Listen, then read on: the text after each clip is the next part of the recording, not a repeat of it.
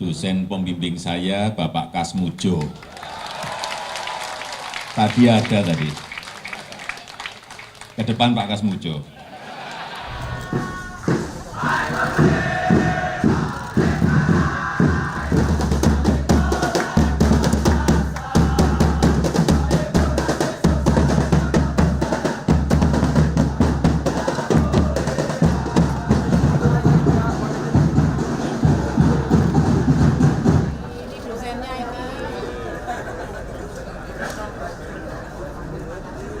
Yang pertama saya ingin menyampaikan penghargaan yang setinggi-tingginya kepada dosen pembimbing saya, Bapak Kasmujo.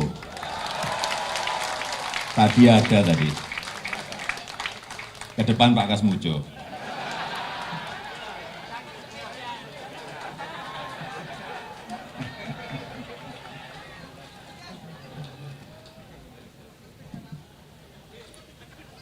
Beliau itu dulu waktu membimbing saya, seingat saya galak sekali.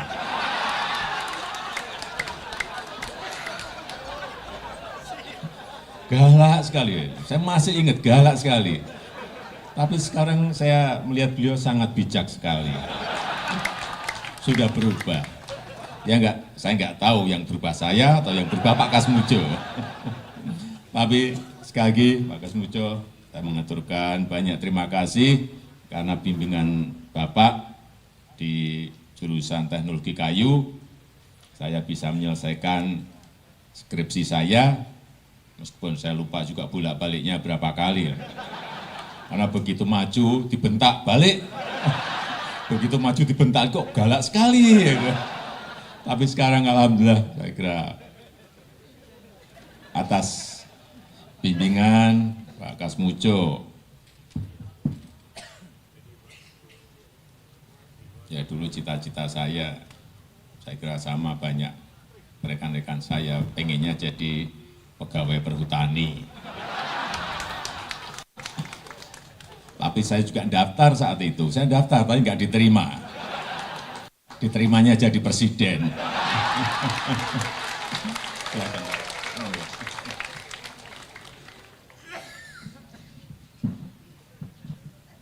Saya daftar, saya ikut tes tapi nggak diterima. Aduh, saya mikir-mikir apa bodoh banget saya. Atau tesnya yang nggak benar, atau jangan juga banyak titipan di situ. Saya jadi berpikir jelek. Karena nggak diterima, ya sudah karena garis dan kehendak Allah memang seperti ini, ya harus kita terima. Yang kedua, saya ini mungkin yang berkaitan karena banyak dari alumni ini yang bekerja baik di perhutani, baik di Kementerian Kehutanan, Pak Dekan dan seluruh dosen, saya ingin sedikit menyampaikan penglihatan helikopter saya, makro saya terhadap kehutanan Indonesia. Cerita sedikit, jadi saya bertemu dengan setahun yang lalu, 1,5 tahun yang lalu dengan Raja Norway. Beliau cerita kepada saya, di Norway itu sebenarnya kandungan tambangnya gede sekali.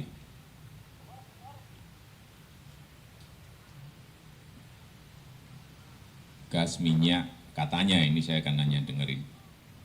Dan tambang itu banyak. Tetapi justru di sana yang dikembangkan adalah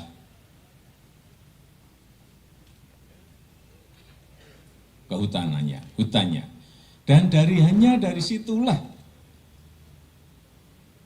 mereka menjadi negara dengan income per kapita yang sangat tinggi. Saya nggak ingat berapa, tapi sangat tinggi. Karena negara-negara di Skandinavia, income-nya sangat-sangat tinggi semuanya. Padahal di sana ada keterbatasan lahan.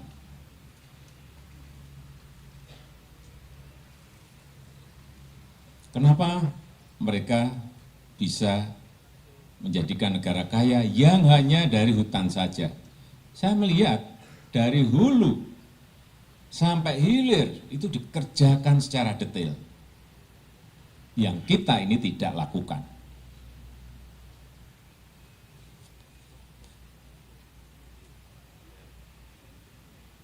Mulai dari penanaman, mulai dari pemeliharaan, kemudian di penebangan, semuanya dikerjakan dengan cara-cara manajemen yang sangat detail sekali.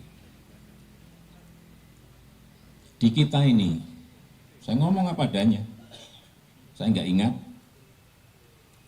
di Kementerian Kehutanan, anggarannya berapa triliun setiap tahun, sudah berapa puluh triliun, jadinya apa? Tunjukkan kepada saya hutan yang jadi.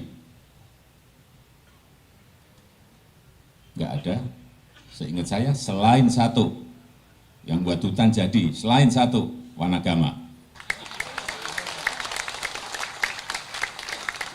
112 hektar jadi, dan betul-betul menjadi hutan penuh. Kemudian juga di Getas. Saya belum ke sana, jadi saya belum bisa berkomentar. Artinya apa? Sebetulnya kita ini kan bisa membangun sebuah hutan seperti Wanagama, bisa.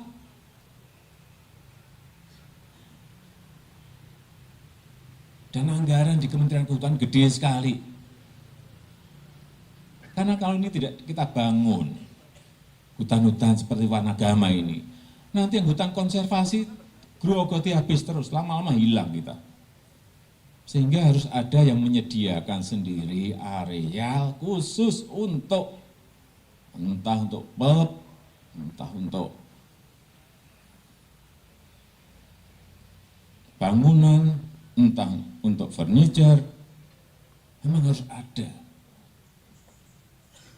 Kembali lagi, artinya kita ini bisa, tetapi tidak mau mengerjakan. Mohon maaf, karena yang di Perhutani, yang di Kementerian Kehutanan juga teman-teman saya semuanya. Mestinya anggaran yang ada setiap tahun triliunan itu ya jadi barang. Ya kalau nggak bisa puluhan ribu ya 1.000, 2.000 tapi jadi itu setiap tahun. Sehingga kalau 20 tahun itu sudah jadi berapa ribu hektar gitu. Nggak usahlah kita ini kayak dulu-dulu. Terlalu menanam pohon 1 miliar, ya kan? Nanti kalau di daerah menanam pohon 1 juta pohon, ya kan?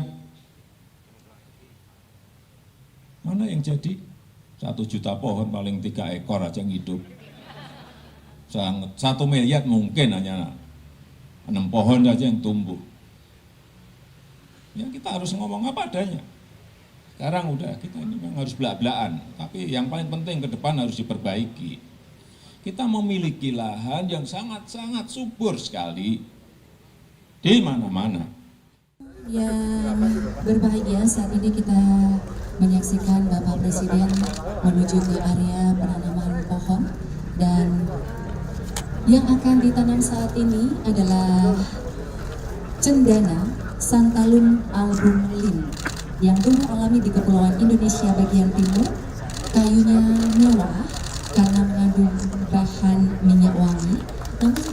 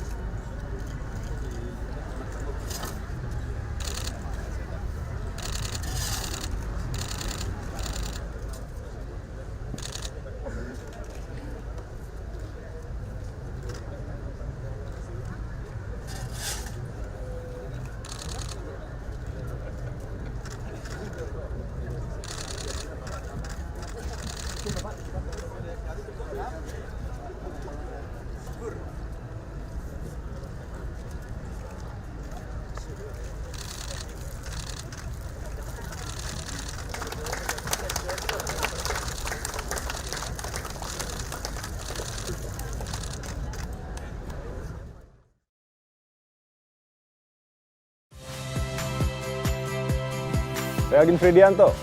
Saksikan terus program-program Kompas TV melalui siaran digital, pay TV, dan media streaming lain.